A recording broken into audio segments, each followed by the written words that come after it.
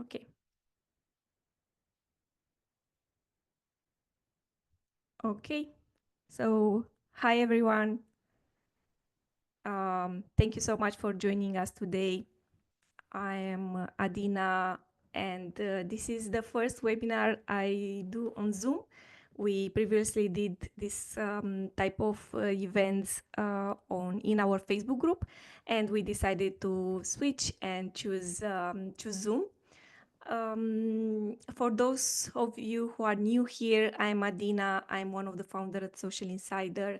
And Social Insider is a social media competitive intelligence platform where you can get data about your competitors or industry. My special guest for today is Karla, Global Social Media Insights Manager at Booking.com. Together, we are going to address all the questions and concerns you might have about the future of social media. Karla has 13 years experience in PR, social media communication, and marketing. She's been working for BBVA, Mexico, Heineken, Philips, and now Booking.com. Karla, welcome. How are you? Thank you so much, Adina. Very good. Pretty happy to be here with you today. And hopefully we can get some cool insights for the people attending. Great. So before to dive in and discuss about the future of social media, let me share some details about this live session. We'll be here around 30, 40 minutes, depending on the questions we get within the chat. You can ask questions during this live session, and at the end of the session, we are going to address them. And that's it. We can start and diving into the first question, which is about the engagement on social media. I know that right now the audience is consuming more content that and engaging less. We already saw this pattern in our latest report, the social media engagement benchmark report 2025. And we saw that there is an increase on Instagram as well as Facebook and TikTok too, but people are not engaging anymore with brand posts. They prefer to save the post. They prefer to engage in other ways. And I want to know what's your take here. Yeah, so the first thing that I think needs to be addressed is that the way that we used to look at engagements 5 years ago and the way we should be looking at engagements right now is not the same. Because people don't engage in the same ways. The world has transformed ginormously in the last 5 years, like at a very fast pace, the world of social media and the world.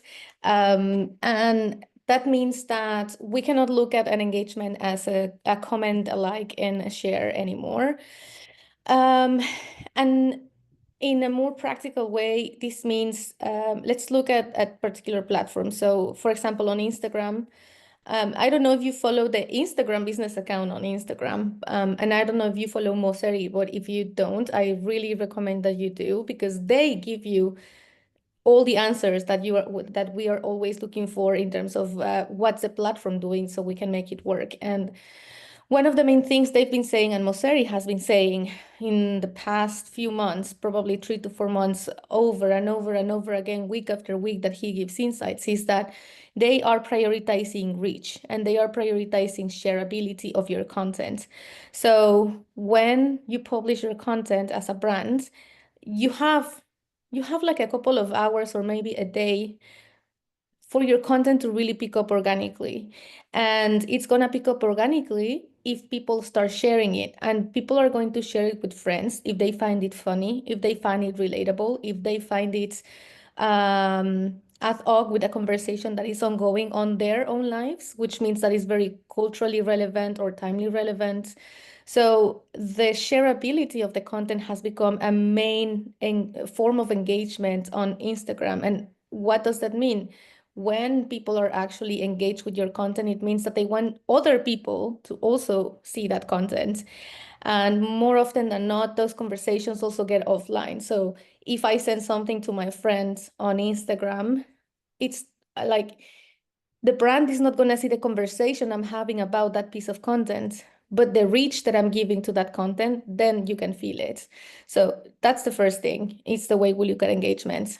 And for TikTok, for example, because TikTok is such a different platform from everything that we were used to 10 years ago on social media, we also need to look at how are users actually using the platform. And sure, people like and people comment, but people don't share a lot on TikTok also because TikTok does not allow for group chats, for example, on the platform. So then you would have to share with friend by friend, which is usually not what the users do. What happens with TikTok is that it's a platform which really prioritizes the amount of time that you spend watching. So when people stay watching for a longer period of time, 25% of your video, 50% of your video, 70% of your video, then that's a valuable way of engagement that you should not overlook.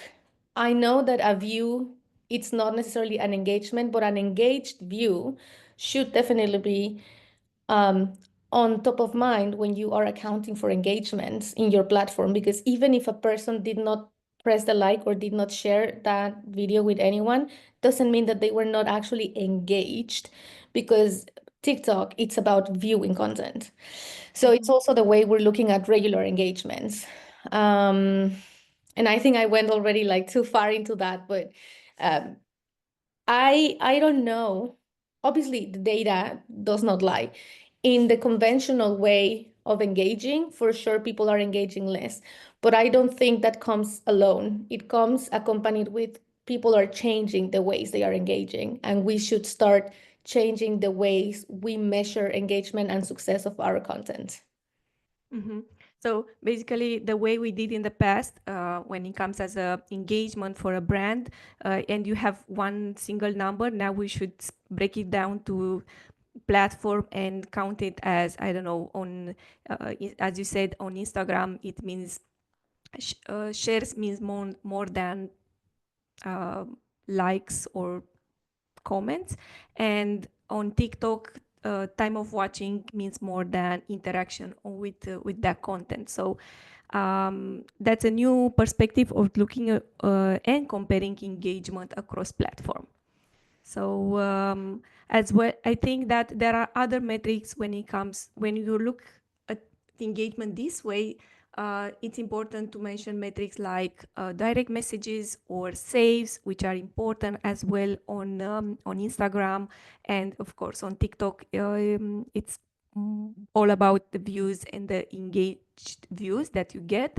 And for LinkedIn, for example, I know that comments and share are pretty important and helpful for getting more impressions and that engagement itself. Um, there are some concerns regarding TikTok, and maybe for some specific brands, they are holding their budgets, they are not investing in the platforms because of the future is quite shaky right now. We don't know if it will going to be banned or not in the United States. And my question for you is how brands can protect for whatever it might happen with TikTok in the future, and should they go let's say their competitors are on TikTok, should they start investing in this platform? Um, that's a very good question. And there's not one answer that fits all. It's I think the main thing here is to change the way we're looking at that question. And it's not like, if my competitors are there, should I be there? It's like it doesn't matter where they are. It matters where you're gonna be, because you want to reach your audience. You don't want to reach the competitors' audience, because they are with the competitors because they have their own differentiation as a brand, And so do you. So where are your people? Like, where do your people gather online? Do they gather on YouTube? Like, do they gather on LinkedIn? Do they gather on any other new social media that there is out there? Do they like WhatsApp communities and group chats? Like, you need to get to know your audience to be where they are and meet them halfway. Sometimes there's this disconnection about the outside pressure of being omnipresent as a brand, and we can very easily lose sight of why are we even doing this. And the answer should never be we're doing this because we do this or because we've done this like for X amount of years.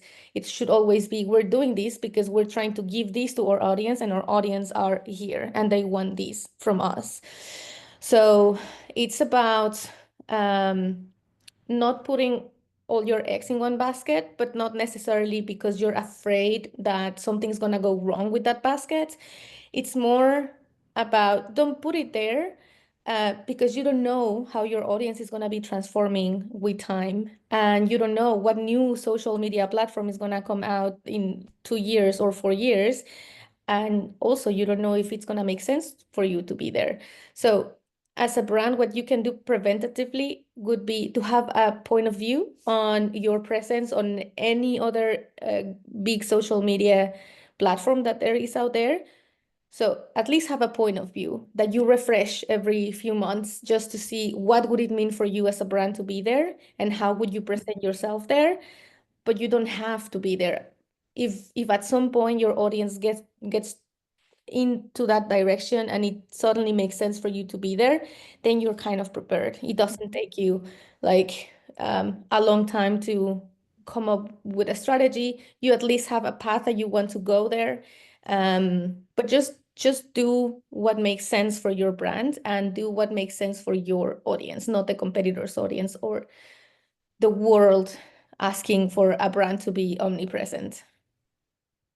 Yeah, I think this is great insights. We actually right now we are in the process of re-evaluating our ideal customer profile, and this is a topic that we have to find the communities, to find the places where our audiences is, and to start creating communities where they are. So not following the competitors or the what the industry does and stuff like that. So even though there are some, let's say in our case, we discovered that TikTok is a main platform for them as a resource, and there's the concerns regarding the ban in the US. We can think we can look geographically at our customers and see if it makes sense from this point of view. Let's say that how many percentage of our customer base is coming from the US and how many of them is coming from other countries, because TikTok is not only present in the US but also it's present in other countries. So you can analyze this way as well. Um, my the next question for you is about brand communities, and I know that this is not something new. Every year and every trend, every social media trend is discussing about building a brand community. But how can brands really create a loyal community, and how develop a community for their brand in 2025? Um, my blunt answer would be social listening. Mm-hmm. Um, and that's because there's a bit of a different approach when you think on when you are telling the audience as a brand, but it's different from what the people are saying about you online. And it's very important that you are always aware of the conversations going on, because then you can really become aware of the positive things that they are highlighting about your brand, and then you can take advantage of that and say like, hey, people and my community actually loves this. So then I'm going to talk about this because it's important for them. And then I'm going to offer them content that adds value to that thing that they love about me and my brand. But you can also listen to the negatives, and like every brand in this world has negatives from audiences. So you can also listen to the pain points of your customers, your possible customers, people that have heard from you, but they don't really get to you because they're afraid of X and Y. And when you listen properly to these pain points, you can also generate a lot of value with your presence on social media for that. And that's where you you pay back to the people that are loyal to your brands. You pay them back by saying, hey, I'm listening to you. I know what are your pain points, and this is how I'm planning to solve it. And this is how I am taking care of my community. So it's not so much about um, having the same people over and over comment on all your content. That's not the concept of community anymore. It's literally community. Like, how are you making an impact on the lives of the people that consume your brand? And how can you add value more than the product of the service that you are offering to them? How are you adding value to their conversations, their pain points, their positives in their lives, and like how are you part of that conversation in an organic, not forced, and mindful way of what they are actually needing from you as a brand? Yeah, basically, to think of what kind of everything you share or do on social media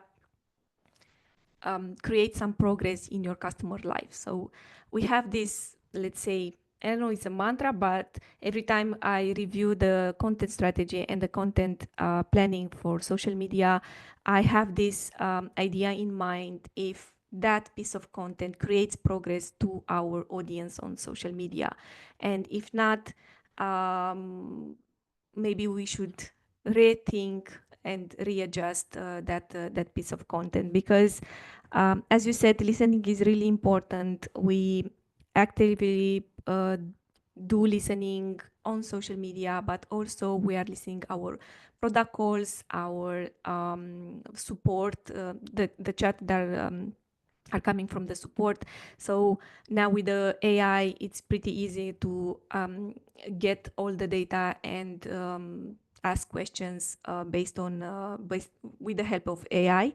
And the the way we did the strategy and create content in the, I don't know, last 3 years ago, it's completely changed it compared with what and how we do today. It's mainly based on the insights we have from our calls, basically, and product discussions with the clients or prospects, and then we create content from for social media, or and create the strategy for social media. But um, and we have some progress with LinkedIn, for example. As a B2B, I think that we noticed that we had some milestones and some progress there. Um, for other platforms, it's not that easy. For example, for Instagram, maybe because of the niche where we are active, but it's not that easy to be there.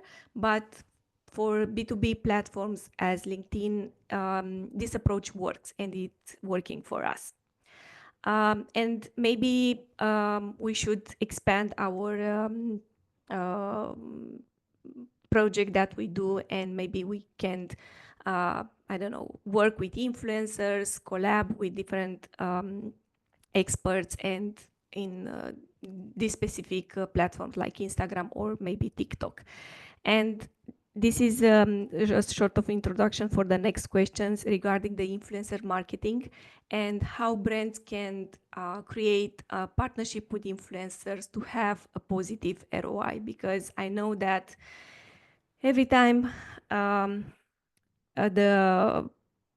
influencer marketing is appear, the question is, what's the ROI? Yeah. So the first thing I would say is to really evaluate if an influencer is is a thing that your brand needs? The answer might be yes and might be no, and might be I don't really know. And the reasons why you would use a partnership with an influencer as a brand needs to be um, very strategic in terms of it's not that I have to partner up with an influencer just because I'm a brand and I should be doing that. It's because they are going to add value to what my brand is looking for. And um, for example, when you already have your own audience and your community and the people that usually resonate with your content, but you're exploring into reaching other niche audiences that are maybe not directly related to what your brand and product does, but you think that you can actually add value to what other audiences are actually looking for, then you find a person that already has a voice within that niche audience, within that group of people, within that community.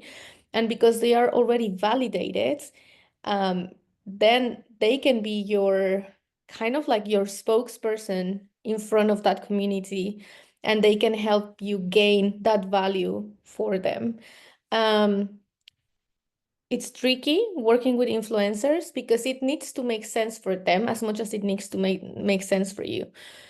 When you have an I don't know, a healthcare influencer or like a fashion influencer, and suddenly you see them um, saying, "Oh my God, these chocolates and these sodas, I love them." It's like, okay, cool, like great, I hear you, but I don't come to you because you recommend me chocolates and sodas. Like I come to you because you recommend me cool skincare and cool dresses for I don't know, important things in my life. So it's like okay, like sure, we did this collaboration, but what did anyone gain from that? Because the community was like, oh, okay, next. Um, if you have a chocolate brand and you want to resonate with truckers for some reason, then you should find an influencer that can talk to them, that it's known to them, that they value him. But you need to insert your brand, your idea, and your creative in such a way that it actually matters to truckers. So instead of saying like, oh, guys, I love this chocolate, it's cool, maybe it should be something like, actually when you're like traveling for a long time and you need a little bit of sugar, a little bit of protein, and you need to keep awake and everything, these chocolates really help because it's this and that. And like I tried this, and when I was with my dad doing this and that, so it comes across more organic and it does make sense, and it's a super unexpected uh, partnership, but it makes sense. And that's what brands should be looking at, like the strategy behind it and the why. Like why? Because I want to reach this new audience. I want to test if they actually resonate with my content because I actually think I can add value to them as a brand. And you explore, and sometimes it will tell you, actually no, that community was not the answer, and that influencer was not a good collaboration, and that happens.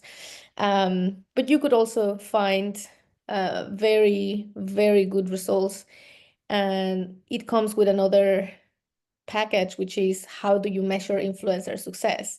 And like that's a whole topic for a whole new webinar.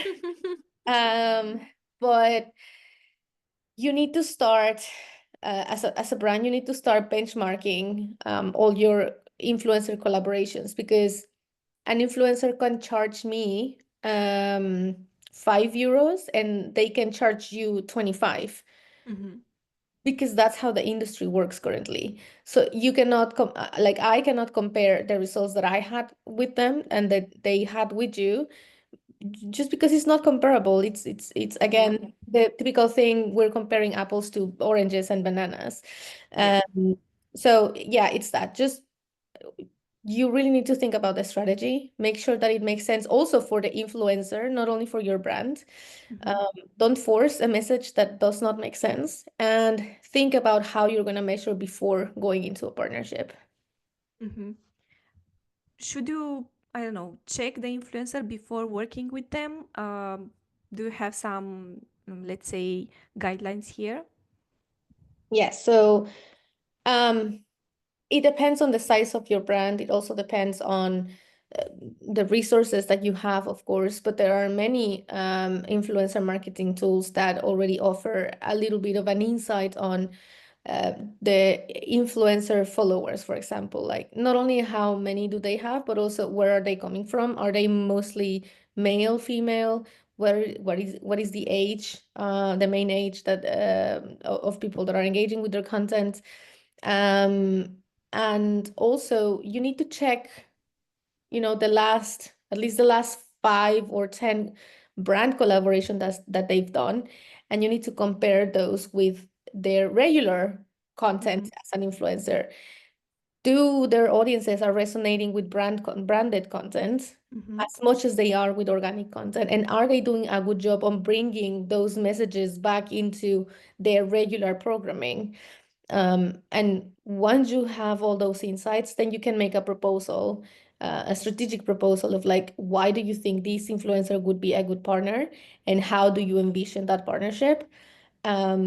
But definitely do a lot of research before starting mhm, conversations with an influencer. mhm, mhm. So you said the interesting here thing here is and about the influencer is a partner. It's not like just someone on the internet who, let's say, have a huge followership and some good engagement rates, but it's actually a partner. You together with that influencer, you create more value to your ideally to your ICP. So it's important to think when joining forces with other with influencer that they are your partners that are helping you to promote your message, to announce a product launch, or depending what campaign you are working with them, and how they introduce the brands in their past posting, because as you said, it's important to create some context and not just mention the brands and that's it, to create sort of immersive um, uh, let's say experience with that brand, and how that brand help in different cases the influencer in the way they present things on Instagram or on TikTok, depending on the platform. um, it's important to think of them as partners and not just as influencers. And once we have this point of view, I think you can decide if you choose to work with a larger partner or a smaller partner, depending on the budget and depending on the numbers and the research that you do. Okay, so I think these were the questions that I have for this topic, the future of social media. I think it's the future is sort of scary, but also excited. And some of the jobs and tasks we did in the past have changed as engagement, as we discussed. Um, if you have questions for Karla, you can use the chat from here, from Zoom. Um, I have a question for you, Karla, regarding the outbound engagement. Now it's sort of trending that it's important to do outbound engagement and be consistent in interacting with your audience. Should should the social media manager count outbound engagement as a part in the total engagement when they are doing the reporting? I think it depends on what matters to your brand. Um, in general, if you, for example, if you have a person that's dedicated as part of their responsibilities to hit certain outbound engagement KPIs and targets, then definitely. But if you're just doing it to keep the conversation alive and just to be present as a brand, I don't think it's very quantifiable unless you have a KPI attached to that. And the reason is consistency, resources, and constant development of tone of voice and the research that you need to do to actually engage proactively. Um, to be able to engage proactively, you need to find the opportunities for you to engage as a brand. And for you to find the opportunities, you need to have a robust research and social listening structure out there, so you can find the right conversations that you can actually add value to. And once you found those conversations, which already took a lot of time and efforts, then you should be deciding how are you going to engage. Like, are you trying to add some value because you are the brand that is presenting themselves as knowledgeable and as educational, so you are adding to the conversation with that? Or are you the super funny brand, and then you are just cracking jokes and liking other people's jokes, and because that's your personality as a brand there? Or maybe you are opening up conversations and you are like asking questions out there because you're the curious brand. So because of all the effort that it requires, and I know that people that don't work with social media every day don't really realize that engaging proactively requires all of these huge amount of time and effort, but it does if you want to do it properly. So if you really want to quantify these engagements as engagements, you do need to have a proper setup for resources, for tooling, for measurements, and then you can have your KPI and say, hey, I did meet my engagement goals or not, and these percentage of the engagements are actually outbound engagements. Uh, I guess the straightforward answer is if you have the resources and the structure, Yeah. yes. If you're just keeping the conversation alive, then just keep doing that until you can scale up, if that's where your brand is going. Okay. We have another question from the audience. How do you use current trends and reactivity in your social strategy? A lot, as much as possible, obviously, because as a brand, you need to have at least certain weeks planned of regular editorial content on your editorial calendar. So there should not be a lot of space for you to do trending content, but there should be space. Not a lot, but there should be. And the thing is, it's very good for brands to jump into trends as long as it makes sense. Otherwise, you're going to be received with the typical shut up brand, because it's like you have no place here and you don't want to get your audience to tell you to shut up. So keep trend of keep follow the trends and keep tabs on them, but don't push yourself to really participate on any big trend that you see out there, because maybe it doesn't make sense for you. And maybe there's a niche trend that makes a lot of sense to you and maybe it will go viral. So definitely follow up on the trends.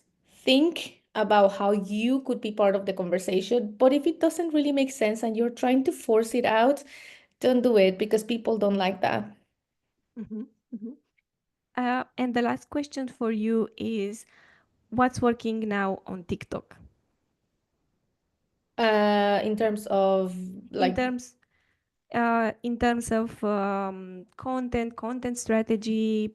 Um, um, I think I think it really depends on in which talk you are, mhm, because there is witch talk, there is book talk, there is cat talk, there is drama talk, there is like, I guess what I mean is the more niche that you go on TikTok, the better for your brand, because you're gonna get well known. I know this is a bit counterintuitive, but I don't mean niche in terms of irrelevant. I mean highly relevant on the content that you are producing. Like, if you know your audience, create content that only your audience will understand. It's fine. It's fine. Like, people with people will really resonate with that. And when you transcend the audience that will understand the joke, it will start to get to people that don't really understand the joke, but it will be like so big and interesting that they will do 2 clicks on the search bar to go back to where it started, and it's like, oh, I get it now. Mm-hmm. It Mm-hmm. is actually funny. So don't be scared of being niche, like hyper relevant for the audiences that you do know that engage with you regularly and the people that you want to reach, not necessarily the people that already engage, but also don't forget about the people that you want them to engage with you. So be highly hyper relevant for those people. And the thing about TikTok is that it usually finds the people. Like as long as the Yeah. content, as long as the content has, all the um uh things that we already know, clear visuals, subtitles if there's any speech, etc., etc. As long as you hit all those like basic marks, TikTok will find the people that is supposed to watch your content. So my answer is that is like hyper relevance. Mm-hmm. Okay. And we have another the last question. If you were to report monthly on social insights, what will be the top 3 or 4 important metrics that higher management or wider teams might want to see? Uh, well, just to get some perspective, and again, Booking.com is a big company, right? But we do weekly reports. That's how relevant we need to be in the social media world. Um, but completely understand the need for a monthly report, which we also do, of course. I'm gonna say something that I don't like and I don't necessarily agree with, but it is the reality of it. They want to see follower growth. Like leadership still values follower growth, even though as social media professionals, we know it's not the most valuable metric to actually find success in your brands, but leadership will value growth in your follower counts. So definitely put that in there. Obviously, as long as it's positive and you do have a growth strategy. Um, Definitely, um, if you are in a growth stage of your brand, like if you are trying to expand like your audience base reach, like an increment on reach will tell a lot about the work that you're doing as a social media person. Engagements for sure, but that's because it's important to you and to what you're trying to do on your brand. But it's a very difficult metric to sell to leadership, because engagement is not directly linked to a sale, or not directly linked to revenue. It's a highly mental concept of an engagement. Like, okay, yeah, I understand that people liked it, but how do I transform that in business value? Yeah. So important to have it there, but a little bit more difficult to actually translate into something that leadership will value. And finally, if you are using your social media channels to um, sell things, for example, definitely put out there like the conversion rates or the click-through rates or like whatever is important to you as a brand. Always leave a space for whatever is important for you that month. So if you run a huge campaign to get people to visit your website, then put the website clicks, the cost per click and the cost per acquisition. If you didn't run any paid campaigns and you just went organic, then super highlight the engagements and highlight 2 or 3 top interactions of people that say, oh my God, your brand is the best in the universe. I will never buy anything else ever again. Those are the things that leadership could value if you would have to choose 3 or 4 metrics to showcase.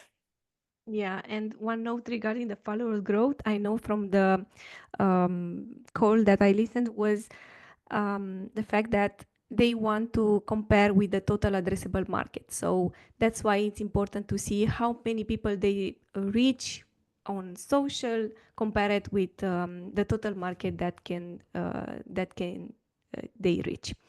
Thank you so much, Karla, for joining me today and answering to all these questions. Let's note here where people can find you. Yeah, well, I'm available on LinkedIn if people want to keep in touch. I don't have the you have the link. Yeah. Thank yeah, and it was my pleasure. I mean, this is my job, but also I actually love social media and I love to keep track of everything. So I love to have these sharing sessions. And thank you so much for inviting me and for everyone that attended. Thank you. Thank you so much for joining us, and have a great day or evening, depending where you are watching us. Bye. Bye.